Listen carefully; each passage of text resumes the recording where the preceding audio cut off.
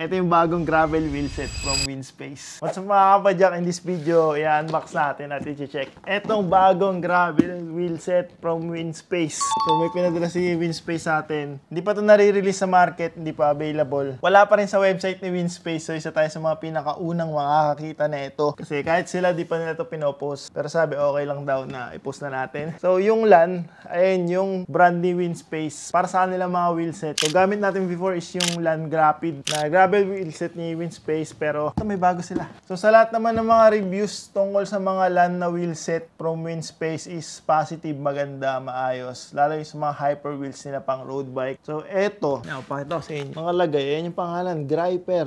So hyper, yung pang road, Griper siguro yung pang gravel. So gravel hyper siguro yan, yung Griper na yan. Tapos ayun lang sa mga specs. So eto, dumating sa atin to nung pinadala is after 2 weeks dumating sa atin, dineliver. Ang nag-deliver pa nga is hindi yung pang logistics na mga truck. Nakasedan lang yung nag-deliver nito sa akin. Hindi ko alam kung bakit. Pinagbayad lang ako ng 700 plus na customs tax daw, ganun. Dineliver dito sa amin, bumabag yun. Hindi tayo nataga sa customs duty, so unbox na nga natin. Nakapakagaan na ito. Kahit naka-box, ang ganya. So ganito lang yung itsura niya. Hindi naman masyado ring nabugbog yung box. Sana okay lang yung nasa loob. Maganda yung packaging ng mga Winspace na wheels. So nakalagay, new wheel day. Kaya unbox natin.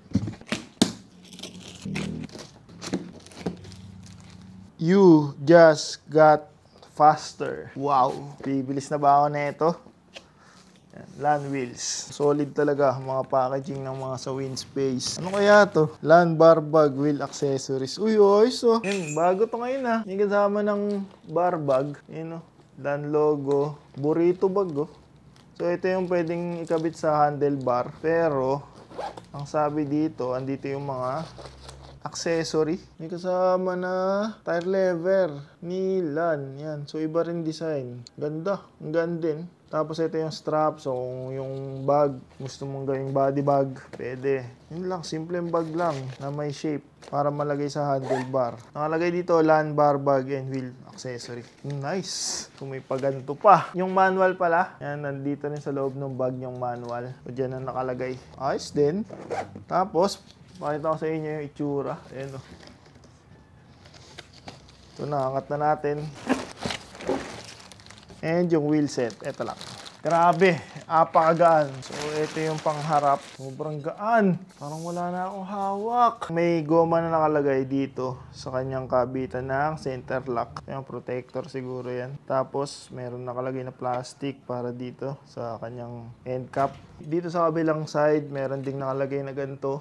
Plastic para maproteksyonan din yung end cap. Yung hub nito, napakaliit lang yung hub. May LAN logo lang na ganyan. Tapos, pansinin nyo yung spokes. 2, 4, 6, 7. 7 spokes lang dito sa side na wala yung disc dito sa unahan. Dito sa kabila, 2, 4, 6, 8, 10, 12, 14. Ngayon lang ako nakakita ng ganito. Ang lupit! Ngayon lang ako nakakita ng ganito. 7 spokes dito sa kabila. Sa kabila ay 14. Kasi andito yung mas may andito tension. Gawa nung mounting para sa rotor andito sa kabila. Tapos straight pull spokes. Kakaiba yung hubs niya. So syempre, ganyan yung itsura dito sa isang side. Then ganyan yung itsura dito sa kabila. Ito 45 deep rim. So medyo matangkad siya. Tapos malapad, mataba siya. So, atin natin actual. So, yun nga, 45 ito. Tapos yung kanyang outer, pumapatak ng 34. Pumapatak ng 34 outer. Yung kanyang inner, pumapatak ng 25. Malapad siya, tapos, ano siya, may hook. And meron na rin siyang pre-applied na tubeless tape. So, di mo na po problemahin maglagay. Napansin ko sa dulo niya, merong 3M. May finishing tape. May tape na siya. Siguro ito is, hindi siya yung walang butas na rims. Kaya may tape siya na ganyan. So, di na natin siya tatanggalin since tubeless naman natin gagamitin. May pre-installed na din na tubeless tire valve. Tapos, mahaba naman yung nilagay nila. So, hindi ka mahirapan bomba. Kakagat naman dyan yung pambomba. And maganda yung ano nito. Maganda yung nilagay nila na tubeless tire valve. Yung aluminum dito, tapos may access din sa gilid. May butas din sa gilid. Tapos meron pang butas dito. May white lang siya na decals. Nakalagay dito, yan, LAN Griper D45. Yun lang. kabilaan, ganun. Siyempre, carbon rims, carbon yung spokes, yung hubs is mukhang aluminum yung hubs. Mamaya natin ditimbangin. Check muna din natin tong isa. Ito naman yung panglikod. Apakagaan. So, ganun din, meron kang nakalagay na protection dito sa pre-hub body. Tsaka dun sa kanya mismong cup and cup. May plastic na nakalagay. Same dito sa other side, may plastic. Then, meron din na itong goma para dito sa kanyang mounting ng disc brake kasi ito ay center lock. So, ito ay HG pang Shimano Hyperglide. Meron din pang SRAM. Alam mo, pwede ka makapili ng mga yun eh. Ayoko siyang bunutin. Ayoko nang bunutin. Baka masira ako. Takot ako. Ayan yung kanyang tunog. Sound check. Magbabago pa yan pagka may nakalagay na nagulong. Pero malutong. May pre-applied tape, may pre-installed na tire valve. Spokes and lacing niya, ganun din. 14 dito sa kabilang side, mas marami kung saan yung mas may tension. So, andito yung drive side. Sa kabila, 7 spokes lang. So, mas konti. Tapos, carbon spokes, carbon rims.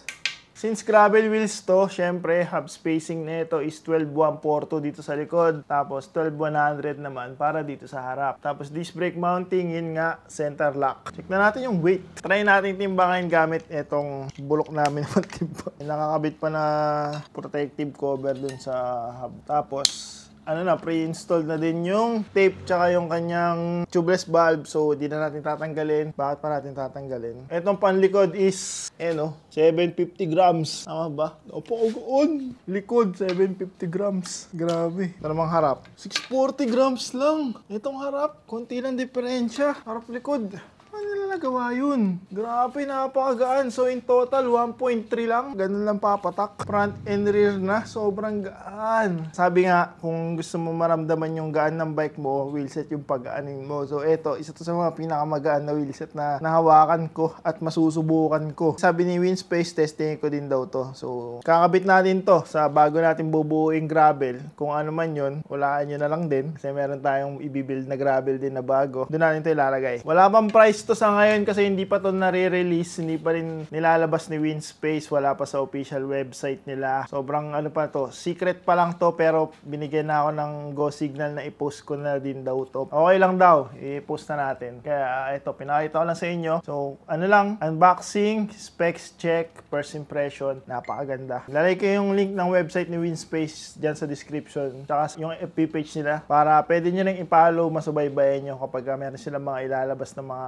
bagong products. Ngayon lang din ako makakatry na ganito, 7 spokes sa isang side. Ito is rated for gravel, so dapat hindi ako matakot na gamitin to sa gravel, sa tagtagan, sa mga ganun. Kasi rated for gravel nila eh. Masusubukan kapag nakabit na. That's it for this video. Ride safe mga kapadyak.